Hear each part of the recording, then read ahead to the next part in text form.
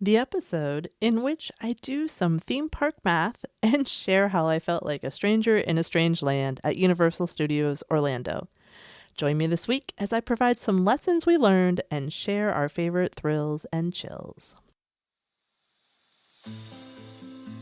Welcome to Roaming Yeti's Travel Beyond the Guidebook, where we help our busy fellow adventurers maximize their limited vacation time. I'm your host and head Yeti, Beth Scalacci. I'm here to share stories, hidden gems, and insider tips to help you plan trips that are unique and meaningful to you. In each episode, I delve into the world of pop culture destinations, theme parks, roadside attractions, and nostalgic locations. And you know what? We're uncovering their secrets and backstories. Are you ready? Let's roam! Welcome back. In this episode, I'm discussing our December trip to Universal Studios Resort in Orlando. I want to give you enough information to know if Universal sounds like the right place for you to spend your vacation days and share what we learned, including some of the mistakes we made. If you're at all theme park curious, I got you on this episode. Now, before I go any further, though, here is where I confess that I am probably not your typical theme park enthusiast, but I truly love them. I cannot get enough. I research other ones. I love being in them. But to be honest, I get motion sick on a lot of rides, so I skip most of the thrill rides. Now, in addition to this motion sickness, I self-diagnosed myself.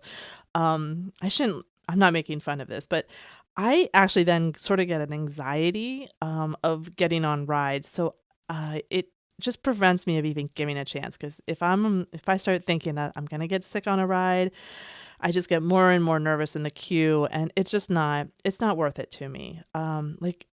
For example, one thing I don't like being upside down. It's just always been sort of a fear of mine. So, honestly, again, I'm going to date myself to the point that I hated the gymnastics unit in phys ed class. I was so bad at the somersaults because you had to go upside down. I mean, how it's crazy. I know, ridiculous, but it's a true story. On the other hand, John loves all thrill rides, and he will pretty much ride anything. Matter of fact, I can't think of a ride that he's skipped for any reason other than we didn't have time or the line was too long. So you can sort of see where I'm going here, right? John hits the thrill rides, and I find something to do that is a little more chill. So I really started thinking, like, when I put these theme park episodes together, I wanted to highlight John's thrills and my chills. Because I truly believe that theme parks have something for everyone, not just, the big ride enthusiast. But I do not want to leave you riders out. So welcome to Roaming Yeti Thrills and Chills. This is the first one. I'm excited. I hope you guys like this. History. Let's talk about Universal Studios. Again, Universal Studios Resort is Orlando is broken into two parks. Today we're talking about the Studios Park, and I have another episode that just dropped that has Islands of Adventure.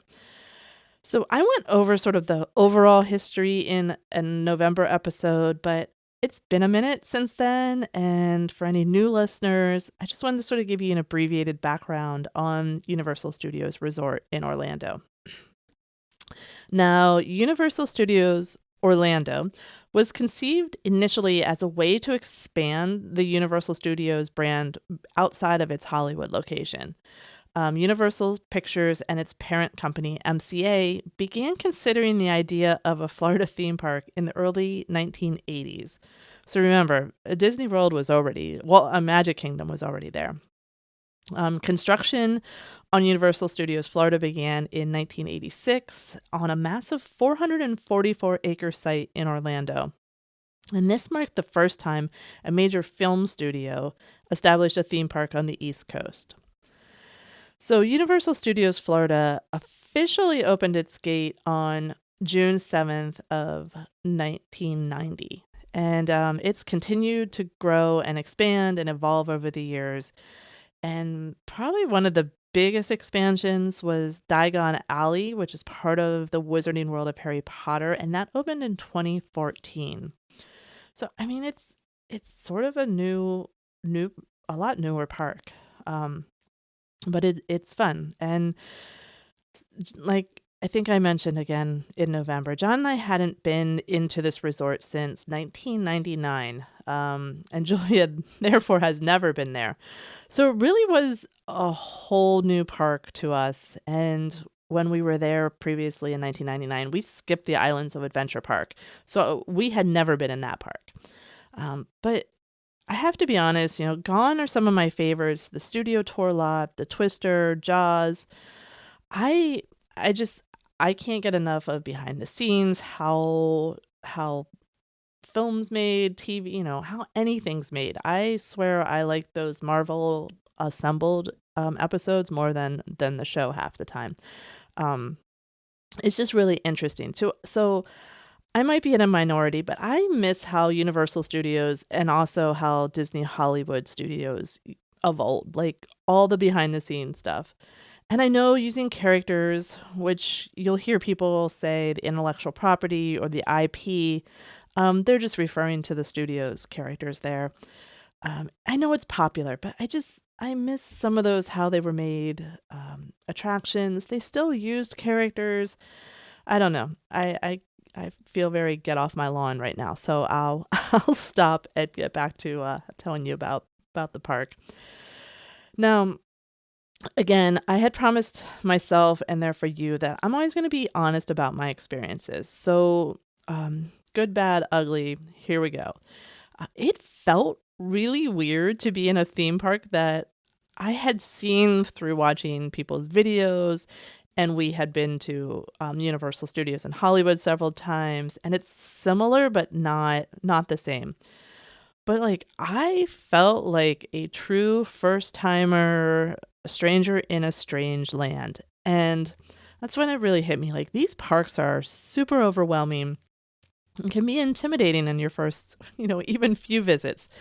So this is really why I want to share these episodes, these thrills and chills. Like I want to share these experiences so you can be prepared or decide like just isn't your thing. Like, hey, we're about traveling your way here. So I want you to be able to be like, hey, that's where we want to spend our time or money, or nope, I'll let that to Beth.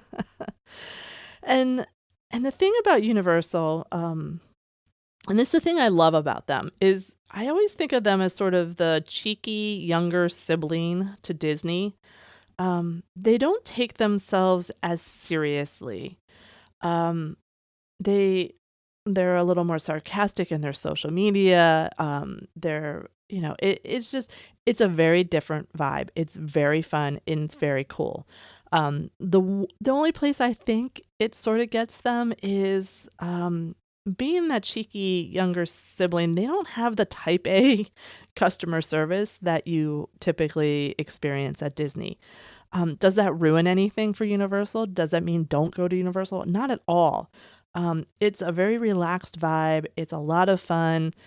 It's only sort of frustrating sometimes when, like, we ran into it for waiting for food or something, or things weren't quite as organized. But you know what?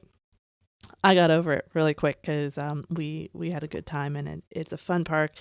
It's just a different feel. Like it's like I don't even know how to explain it. Like I said, it's cheeky younger sibling.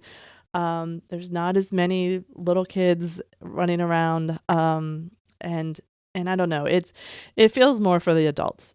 So if those characters and stuff are things you're into, definitely check out Universal. I enjoyed the parks. I am looking forward to getting back there. I would definitely do some things differently, and that's the reason I've created these episodes. But I want to arm you with the information and resources so you really can make the most of your trip. And so I'll stop rambling and let's get into it, because I want to talk about ticket prices. And as with most theme parks right now, the surge pricing is popular, and so really the pricing really depends on the season you're going, day of the week you're going, like one day can be much higher than the day next to it. It's sort of insane. But tickets start, so the lowest price ticket you're going to be able to get this year, from what I can tell, is $119 a day. And that's going to get you one park. So that's either going to allow you into Universal Studios or Islands of Adventure for one day. You can also get 2 park tickets. So if you're familiar with Disney, think of that as the park hopper. I went and looked at the dates in mid-December for this year, for mid-December 2024, around the same time we were there. And I looked at a 2-day, 2-park ticket. So again, this will let you go in between the parks during the day, and then 2 days. So I'm estimating you can get through, do the one park each day and go back and forth. So a 2-day, 2-park ticket's going to run you about $370 a person. But wait, there's more. You can add on express passes. And these express pass tickets allow you into special queues, and you bypass the regular lines. It works on every ride in each park except for Hagrid's motorbike. They can be used once on each ride for the regular express pass, but then there's just to confuse things more. So a regular express pass can be used once on a ride. Express Unlimited allows you, again, to skip the line, but it's an unlimited amount of times on each ride. So if you want to ride Velocicoaster 20 times, you want to get the Unlimited Express Pass. Again, I pulled the pricing for adding Express Pass to 2-park tickets. So Express Pass for 2 days in that same time frame was $330 per person. Unlimited for 2 days, Express Pass Unlimited for those 2 days adds $390 per person. So, more math. I know, I'm killing us. So you can get a vacation package through Universal, and their higher end hotels include the package includes park passes and Express Unlimited packages. So that's what we did when we were there in December. And we stayed at the Loews Royal Pacific Resort. We stayed there for 2 nights. So again, I went and pulled rates for a room for 2 people. And it includes passes for both parks, plus the water park, which when we were there was closed in December due to weather.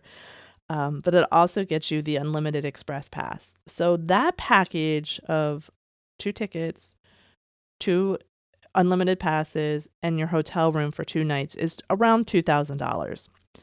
So if I add up the 2 parks, 2 passes for 2 nights stay, it's a little over, just the passes, sorry.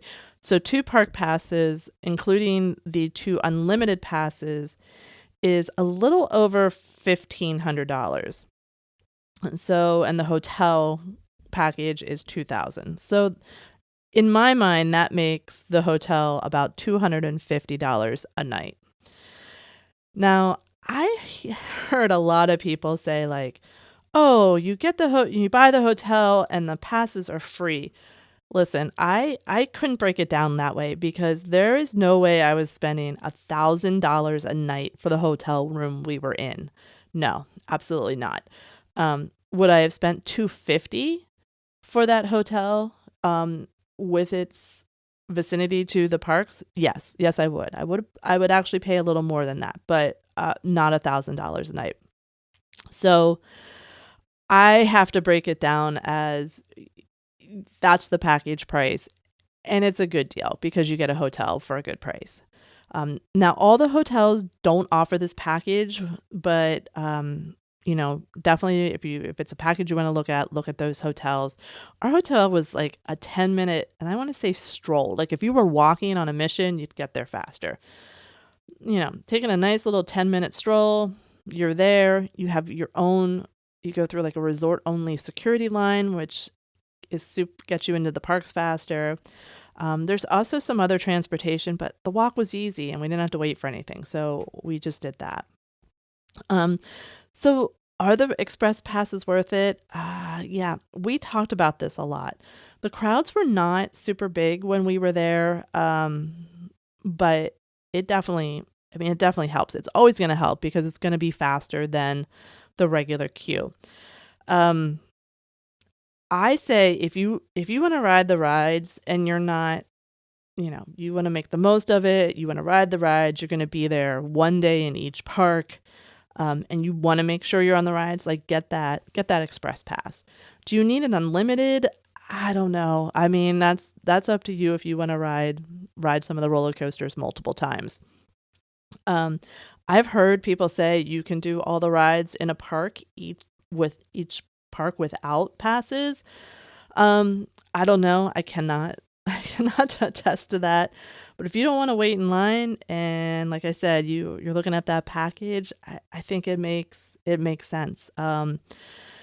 It's not if you don't ride rides like me, you don't need that express pass, I don't think. But okay, that's enough math for me today. Amusement park math, I'm good on, but the rest, no thanks. So let's take a quick walk around the park and check out each area and what rides are located in those areas.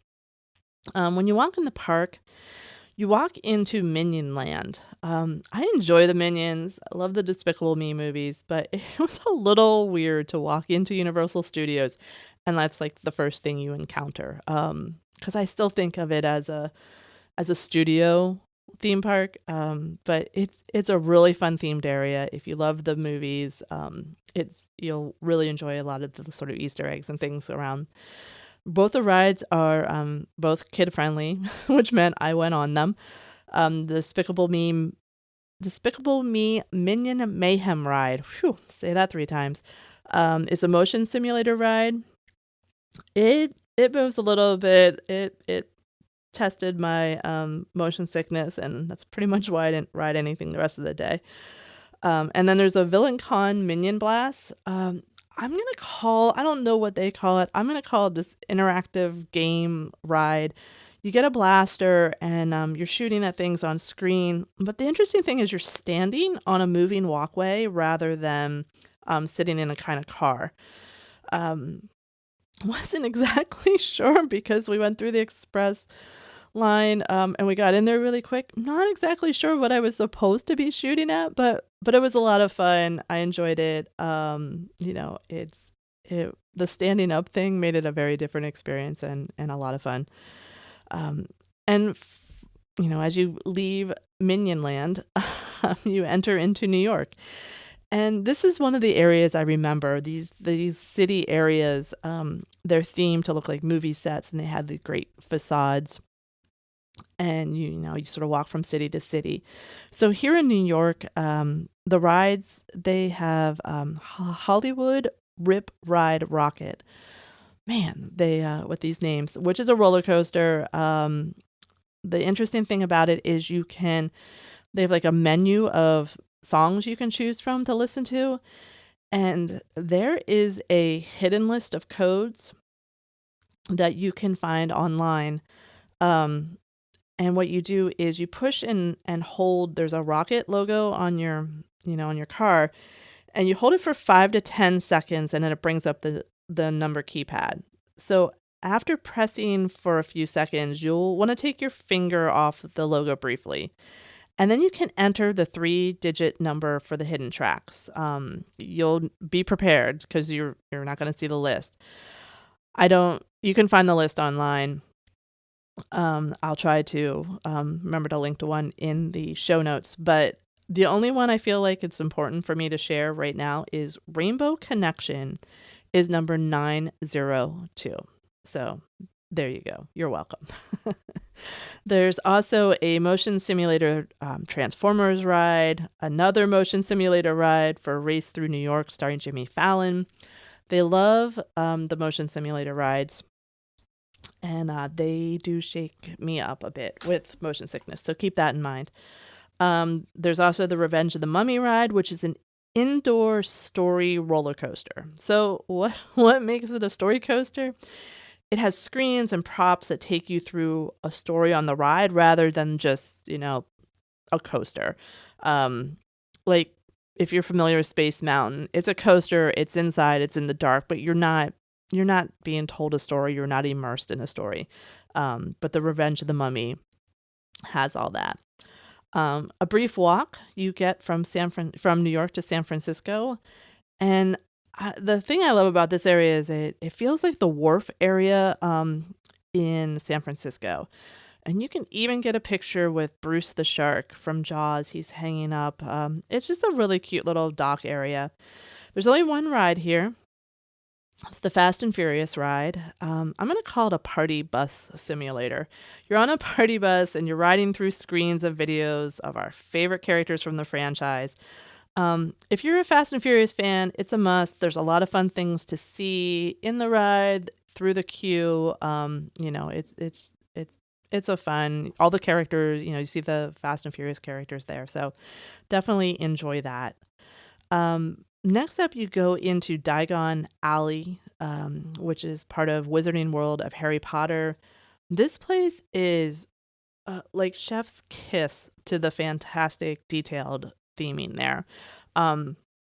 Yes, we know I'm a muggle. I've seen the movies, I have not read the books, but this area, oh, it's amazing. You could spend all day there being fully immersed in the shops, in the entertainment.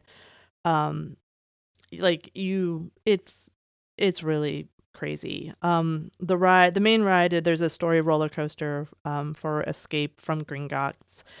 And then there's a Hogwarts Express that is supposed to take you, if you have the 2-park pass, it'll take you between the 2 Harry Potter lands in the 2 parks. This was the thing I wanted to ride the most. And unfortunately, it was closed. It was down for maintenance. But that's the life of theme park travel for sure. Leaving Diagon Alley, there's World Expo. This has Men in Black Alien Attack ride. It's a motion simulator shooting ride, but really there's nothing else in that area. You go around the corner a little more and you enter Springfield, home of The Simpsons. This land is a lot of fun, and it really feels like you've walked into the show, into the world of Bart Simpson and Homer. Lots of fun details to explore. There's the Simpson ride, which is a virtual roller coaster. And then there's Kang and Kudo's Twirl and Hurl. Sounds fun, huh? It's a carousel style ride that goes up and down. Similar, think Dumbo ride. But it's a fun area. There's a lot of things, like I said, check out while people are riding. You will not be bored at all. And then we walk into, it's called the Kid Zone. I think it's Woody Woodpecker's Kid Zone. But this area is going through a transition. And as a matter of fact, just this morning, as I was getting ready to record this episode, they announced that it's going to be this new area. This area is going to be called DreamWorks Land, and it's going to feature Trolls, Shrek, and Kung Fu Panda. It opens summer 2024. And the main attractions are going to be the Troller Coaster, a family coaster, of course, themed to the trolls. Poe's Kung Fu Training Camp, where you can meet and train with Poe. Shrek's Swamp Meet, where you can meet Shrek, Fiona, and Donkey and play around in his swamp. It seems like there's going to be a lot of interactive playground things, some water features for kids. I am very excited to see what the theming looks like. I mean, Shrek's house. Are we getting Shrek's house? I hear maybe his outhouse. I don't know. I'm very excited to see that all play out. But right now, you can still get on E.T. Adventure. And I did ride this. I love this ride. It's so nostalgic. It's a dark ride, but your ride vehicle is like you're on a bike. So, you're escaping with E.T. I'm not going to go into any more detail. I don't want to ruin this in case you haven't already ridden it.